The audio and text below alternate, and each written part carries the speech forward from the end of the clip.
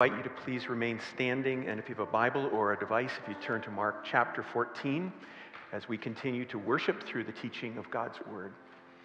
And if you're a guest with us this morning, welcome, and we are glad you're here. We're presently going through a series called Journey to the Cross, where we're looking at 7 events in the life of Jesus in the last 24 hours of his life. And this is according to the gospel writer Mark. And today we're looking at the unjust trial of Jesus. Mark chapter 14, I'll be beginning in verse 53 and reading through to verse 65. They took Jesus to the high priest, and all the chief priests, the elders, and the teachers of the law came together. Peter followed him at a distance right into the courtyard of the high priest. There he sat with the guards and warmed himself at the fire. The chief priests and the whole Sanhedrin were looking for evidence against Jesus so that they could put him to death, but they did not find any. Many testified falsely against him, but their statements did not agree. Then some stood up and gave this false testimony against him. We heard him say, "I will destroy this temple made with human hands, and in 3 days will build another not made with hands." Yet even then their testimony did not agree. Then the high priest stood up before them and asked Jesus, "Are you not going to answer? What is this testimony that these men are bringing against you?" But Jesus remained silent and gave no answer. Again, the high priest asked him, "Are you the Messiah, the Son of the Blessed One?" "I am," said Jesus. "And you will see the Son of Man sitting at the right hand of the Mighty One and coming on the clouds of heaven." The high priest tore his clothes. "Why do we need any more witnesses?" he asked. "You have heard the blasphemy. What do you think?" They all condemned him as worthy of death. Then some began to spit at him. They blindfolded him, struck him with their fists, and said, "Prophesy." And the guards took him and beat him. This is the word of God. Thanks be to God. You may be seated.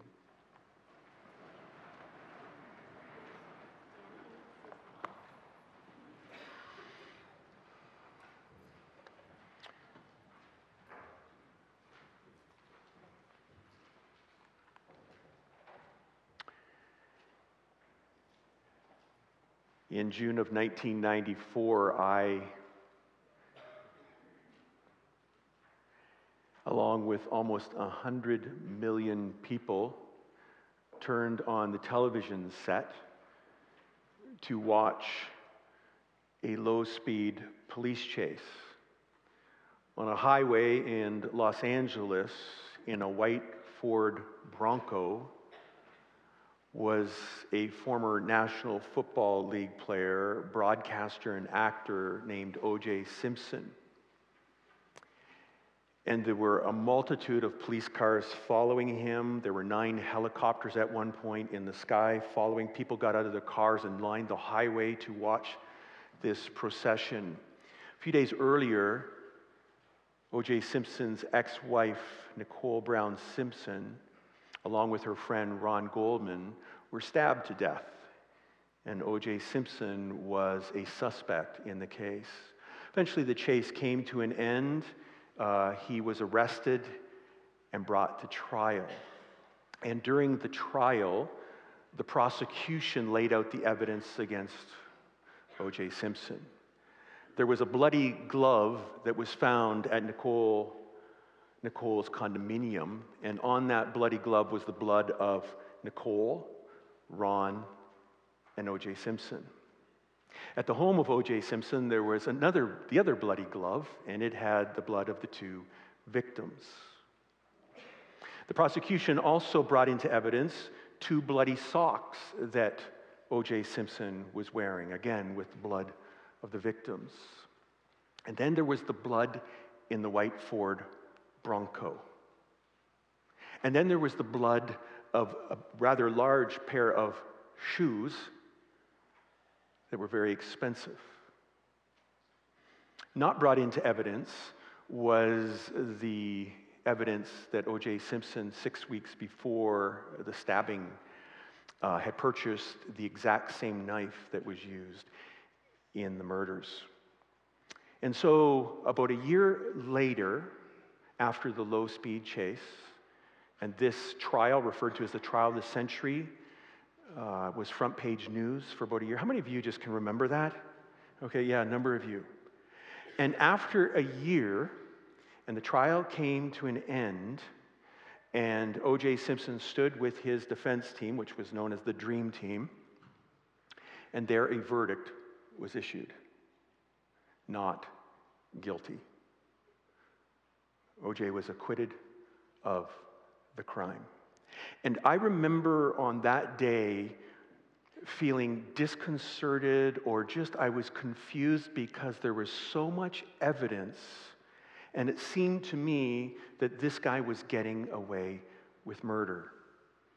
And in our world to this very day, even in 2019, there are a lot of people that are getting away with things, getting away with murder, getting away with abuse, getting away with all sorts of things, ripping people off, older people, just so much injustice. But what really struck me was this was in a court of law, and it seemed to me that he was getting away with murder. This morning, as we continue our journey to the cross, we're going to look at another trial, and it was the most unjust trial of all times. But instead of which we believe, or at least I believe, a guilty man being declared innocent, this was an innocent man being declared guilty. And this morning, as we look at this event on our journey to the cross and its theological significance, we're going to look at what it means for you and me 2,000 years later. So we'd like to work through the text and then make 3 points that apply to your life and my life. So Mark chapter 14, if you have a Bible, and we're going to work through this particular trial. Mark records for us, they took Jesus to the high priest, and all the chief priests, the elders, and the teachers of the law came together. I'd like to put this particular event on a timeline and then explain the background to it so that we can better understand what's happening. So please try and follow along with this. So it is Friday morning, probably around 2 o'clock in the morning. On Thursday night, Jesus celebrates the Passover with his disciples in an upper room in Jerusalem. He institutes communion, or the Lord's Supper. Then around probably 10, 11 o'clock at night, Thursday night, they make their way to the garden. And there, the second event we looked at, Jesus wrestled in the garden with doing the Father's will and the cup of suffering. Then probably just around midnight or shortly after, Judas comes and betrays Jesus, and Jesus is arrested. He is bound, and we looked at that last week. So just after midnight, he then is taken to the house of, notice there, the high priest, which was Caiaphas. So it's probably about 2 o'clock in the morning. And joining Caiaphas at his house were chief priests, elders, and teachers of the law. So there are a whole bunch of men, and Jesus is standing before them bound, and he's going to go on trial. Now, just a little background to this particular event. God is just. He is righteous. He is perfect. He cannot do anything that's not right, that is unjust. He's revealed himself in Scripture that he is a just God, and he hates injustice. In Psalm chapter 89, the psalmist says this: "Righteousness and justice are the foundation of your throne. Love and faithfulness go before you." Righteousness and justice are the foundation of your throne. You rule with justice. God, you are a just God. And all of us who are made in the image of God, we, because we've been made in his image, are called to act justly as well. A very familiar verse in Micah 6 says this: "He has shown you, O mortal, what is good, and what does the Lord require of you? To act justly, and to love mercy, and to walk humbly with your God." That you, it's God's will for you to act justly, to always do what's right before God and right to other people. You're to act justly. And that's why today around the world there are Christians going into dark places, going to places where there are unjust social structures and trying to bring about justice for victims. Why? Because God has created us all equal. We're all made in his image, and he calls for all people to be treated with respect and dignity and fairness. So that's God's will. Now, if we go back to that night when Jesus is brought before the people early morning, You have to go back 1,400 years earlier to understand the background. When God called out the Hebrew people from Egypt, he said, I'm going to bring you into a land, into the promised land. And when I bring you into that land, I want you to be a light to the surrounding nations. Where people are acting unjustly, and there's injustice, I want you in this land to model for them justice so that they too can act justly. And so in Deuteronomy 16, God lays out the instruction for the Hebrew people. We read, appoint judges and officials for each of your tribes in every town the Lord your God is giving you, and they shall judge the people fairly. Do not pervert justice or show partiality. Do not accept a bribe, for a bribe blinds the eyes of the wise and twists the words of the innocent. Follow justice and justice alone so that you may live and possess the land the Lord your God is giving you. So in every town, when you come into the land, I want you to establish a social structure, and that's what they did. So 1,400 years, the command is given, and when we get to the time of Jesus, in every town, there is a ruling body, and they're known as the Sanhedrin, which literally means the sitting together. And on the Sanhedrin were 23 men. And of the 20, it was an odd number so that they could always render a verdict. So in the towns, if someone was charged with something, they would stand before the Sanhedrin. But in Jerusalem, the capital of Israel, was what was known as the Great Sanhedrin. And there were 71 men that sat on that particular ruling body. It's equivalent today to our Supreme Court. There were 24 chief priests, 24 elders, and 23 teachers of the law, and one high priest. So there were 71, again, an odd number, so a verdict could be rendered. So if someone in a town, a verdict was rendered and they wanted to appeal, they could, like today, appeal to a higher authority. So the 71 were the Great Sanhedrin. And so when Jesus is brought to the high priest's house, it's the middle of the night, so probably all 71 weren't there, but a good number were. And so if you can imagine Jesus on that night, again, about 2 a.m, he is bound, and he's standing before all of these men. What we're going to read about a trial that was unjust. It was shocking because the Jewish people had prided themselves on a system that had a sense of equity and justice and fairness. But in this trial, they go against all of their Jewish laws. Many of us are familiar with the case going on right now in our government, the SNC-Lavalin case. And we would say in Canada, we want justice, the rule of law, that the courts have an ethical obligation, a legal obligation to do what is just and right and fair. And so we're waiting to see what happens with this particular event. But in that day, 2,000 years ago at this event, there was injustice. Nobody held these leaders to account. I want to just quickly look at 5 marks or 5 characteristics of Jesus' unjust trial. Number 1, the court was to have an arraignment before the trial. So when Jesus was arrested, shortly after midnight on early Friday morning, he was to come to an arraignment. And the charges would be cited against him, and then there would be a following trial. That did not happen. There was no arraignment. They broke that law. We're going to put him on trial. Number 2, no trial was to be conducted at night. It had to be during daylight. It was the middle of the morning. It was at night. They broke that law. 3rd, no trial was to be done in secret. It was to be done at the temple, in the council of the chamber where the Sanhedrin met. This was done at Caiaphas' house. Number 4, witnesses were to give the time and place of the crime. It was a big deal. In their court system, you needed more than 1 witness. You needed 2 witnesses, and they had to agree, and it was a very big deal if perjury was involved. And so we're going to see that the witnesses could not come to an agreement. And so that was not done. And then number 5, before condemning a man, the judges were to fast for a day. So they were to take a day, these men, and fast, where they were to seek God and ask of God, are we doing your will? Are we doing what is just and right and fair? And they'd also that day would give an allowance in case any other evidence came forward. And so one thing after another, one law after another is violated, the unjust trial of Jesus. So let's pick it up in verse 55. So Jesus is standing before the great Sanhedrin.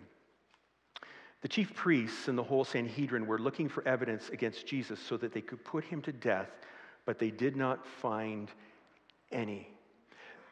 These leaders hated Jesus so much that they were looking for anything, any charge that would stick, because they wanted him put to death. Has anybody ever said to you, I want you to die?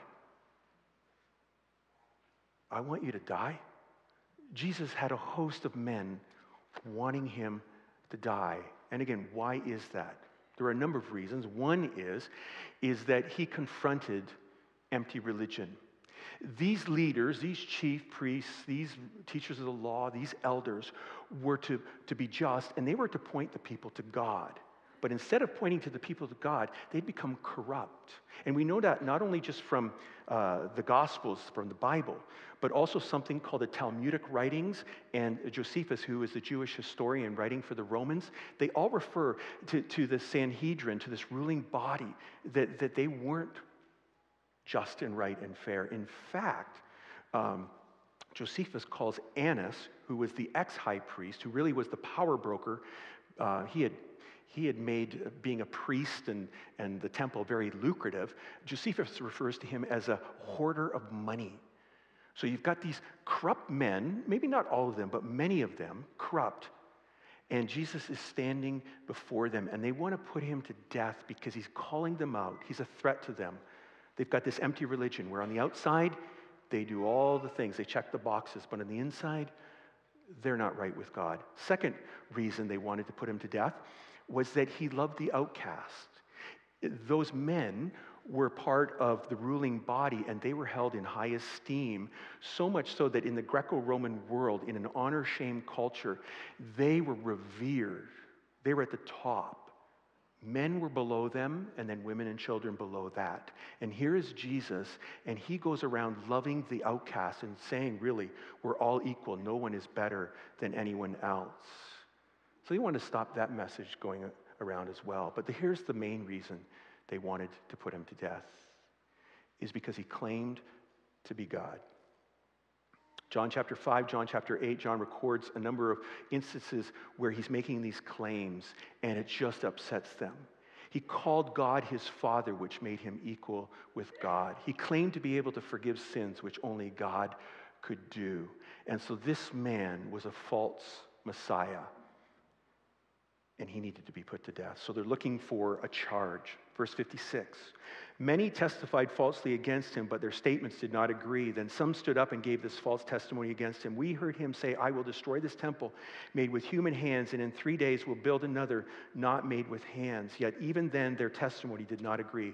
So Jesus is bound before all of these men, and they parade these witnesses, trying to get a charge that would stick. And finally they're close, because Jesus had referred to his body as the new temple, the ultimate temple, that it would be destroyed, his body, he would die, and then 3 days later, he would rise again. And they took his words and they twisted his words, because they'll do anything to get a charge against this guy. And they want to do it quick because they want to get him on a cross before the Sabbath. Verse 59, yet even then their testimony did not agree. So what does the high priest do, who's really presiding over this kangaroo court? Verse 60, then the high priest stood up before them and asked Jesus, are you not going to answer? What is this testimony that these men are bringing against you? But Jesus remained silent and gave no answer. He's standing there and he's listening to the fabrications and the lies, and he's not answering. It reminded me of Proverbs, as we were going through the book of Proverbs and wisdom with our speech. And I remember reading in Proverbs a proverb that said that we're not to answer a fool. And Jesus doesn't answer here. But Caiaphas is going to ask him another question, and he answers Caiaphas. And it's interesting in Proverbs, There's times it says that we're not to answer a fool, but then there's times that we are to answer a fool, and it all depends on the context. And the context here, to the next question, is about Jesus' mission and identity, and he has to speak up. Verse 60, again, the high priest asked him, "Are you the Messiah, the Son of the Blessed One?" Caiaphas, at this point, in the middle of the night, having witnesses and nothing sticking, he's frustrated, he's angry, he's embarrassed, so he just asked Jesus straight out, "Are you the Messiah? Are you the promised deliverer that Abraham talked about, David talked about, Moses talked about, that we go back to our ancestors, Adam and Eve, that when sin entered our world, a deliverer would come, that Messiah? Are you the Messiah? Are you the Son of the Blessed One? Are you the Son of God?" And so he asks Jesus straight out about his identity. And look at the words of Jesus. If you're here this morning and you say, where in the Bible does it say that Jesus claimed to be God? It's right here. Jesus responds, "I am," said Jesus. In the Greek, that's ego eimi, which is the equivalent of the Hebrew Yahweh or Anihu, which it's talking about Messiah. It's about God. Jesus is saying before them, you know, back with Moses in the burning bush, when Moses asked God, "Who are you?" And God replies, I am who I am, I'm Yahweh. When they heard Jesus say, "Ego eimi, I am," they were hearing Jesus saying, "I'm the God who is the God. I'm the God from which all reality springs from. I simply exist. I am." And Jesus not only shares with them and tells them, "I'm God," but then he says this. He makes another declaration. "And you will see the Son of Man." So you will see, he's going back to a prophecy made by Isaiah in Isaiah 52 about the Messiah, that there's coming a day that people will see this Messiah. And the Son of Man goes back to Daniel chapter 7. You will see the Son of Man sitting at the right hand of the Mighty One. That comes from Psalm 110 about the Mighty One, the Son of Man having power and coming on the clouds of heaven. Back to Daniel 7, that he's not coming on the clouds of earth. Jesus is not saying to them, "I'm coming back on a cumulus nimbus? No, cumulus clouds. Do you remember geography, grade 5? Or a nimbostratus cloud? He's not coming back on some earthly cloud. He's coming back on the clouds of heaven with glory, with majesty, with power.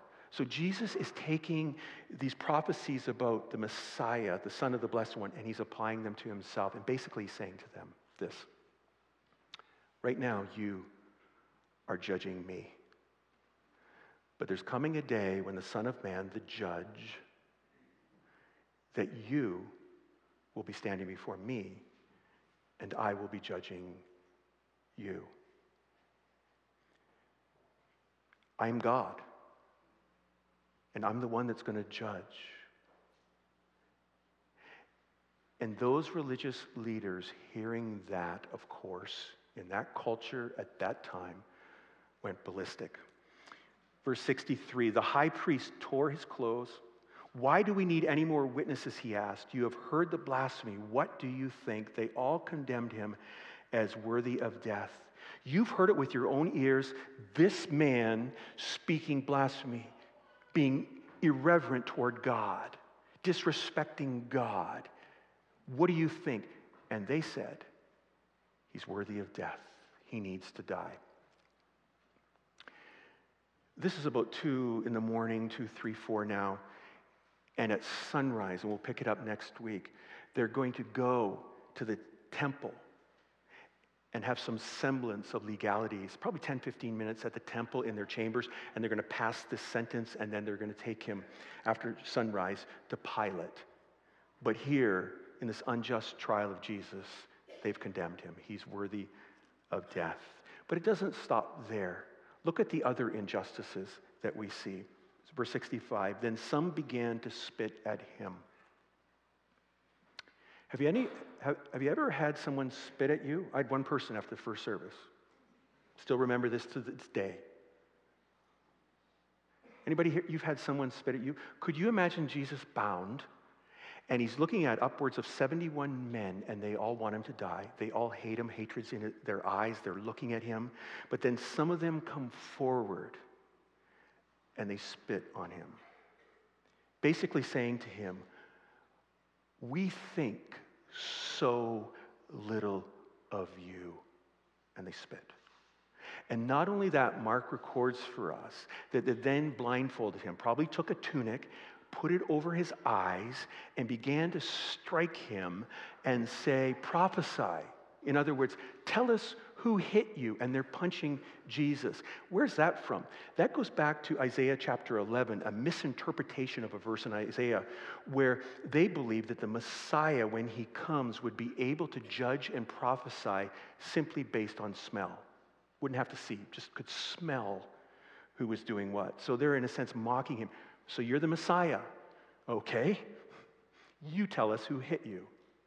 But then that's not enough. Then we read, "And the guards took him and beat him." Now these are not the Roman guards. We'll get to that next week. That's a further trial. These are the Jewish guards, the guards that guarded the temple, the guards that look after the Sanhedrin and the ruling body. They beat him. Everything about this trial was unjust. Wrong time of day, wrong place, wrong procedure. The only thing that Jesus was guilty of was claiming to be the Messiah, the Son of God, the Son of the Blessed One, which is true. 3 points for us this morning as we live our lives 2,000 years removed from this event. First truth, justice will prevail. God hates injustice. And if you have been, someone has treated you unjustly, please understand that God doesn't offer you or me an explanation of why did it happen. He doesn't explain it. Why did you allow this happen to me? But rather he enters into injustice. That God himself takes on human flesh and he's spit upon and he's beaten and he's nailed to a cross. He knows what it is to have someone act unjustly towards us. And that same Jesus says, one day there will be justice. In fact, if you look at Scripture, the whole story we find ourselves in, that it talks about the day of the Lord, that we're getting closer to the day of the Lord. Paul says it this way in Acts 17, "For he, God, has set a day when he will judge the world with justice by the man he has appointed." Who is that? Jesus.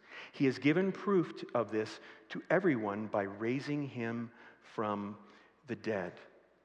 That there's coming a day when Jesus will judge the world.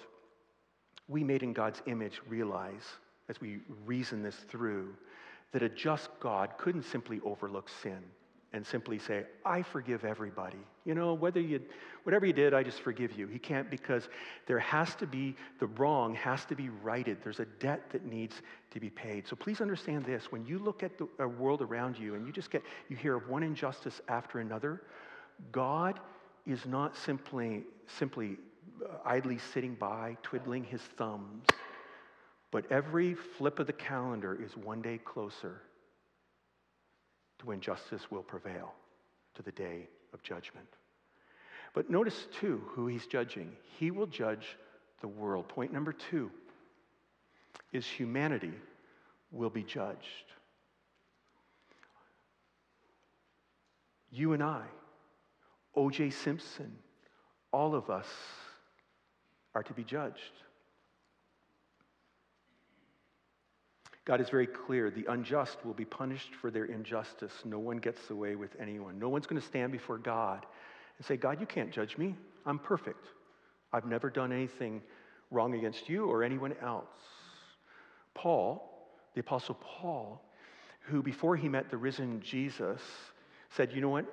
My resume was at the top. My credentials at the top. If anybody could stand before God and say, 'I'm righteous,' it's me." Paul was a young guy just working his way up the ladder. He was trying to get to that Sanhedrin. He wanted to be a ruling body in the land. And he says, "I was on my way to the top and I was pretty righteous." But then he met the risen Jesus and he would go on to say, "I'm the chief of sinners."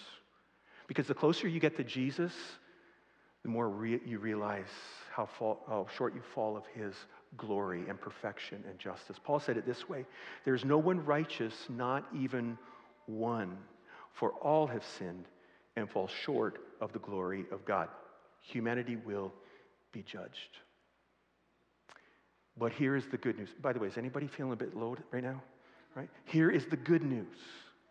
This is the good news of Jesus. There is hope for humanity. That's the story of Jesus.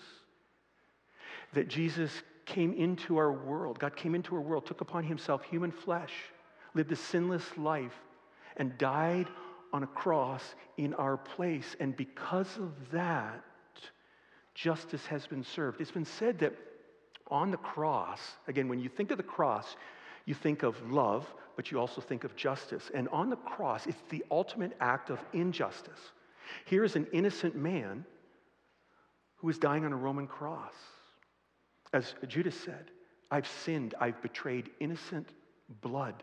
As Pilate's wife said, Pilate, don't have anything to do with that man. He's innocent. And then as Pilate, as he saw through the charges of the Jewish leaders, he washed his hands, symbolic of not being guilty, and he said, I'm innocent of this man's blood. In other words, even Jesus, people that weren't for Jesus could see he was innocent. It's the ultimate act of injustice. But on the other hand, it's the ultimate act of justice. Because a God who has to judge sin cannot overlook sin, laid on Jesus the perfect sacrifice, the lamb without spot or blemish, our sin. He laid all of your sin and my sin on him and then poured out his justice on Jesus. And Peter and Paul, as they later would put the puzzle together after Jesus' resurrection, said it this way, 1 Peter and 1 Peter 3. For Christ also suffered once for sins, the righteous for the unrighteous, to bring you to God. Here is the good news for you this morning, that someone took your judgment. He was the righteous one, the just one, and he did it so that he could bring you to God, so that you could be restored to a relationship with him.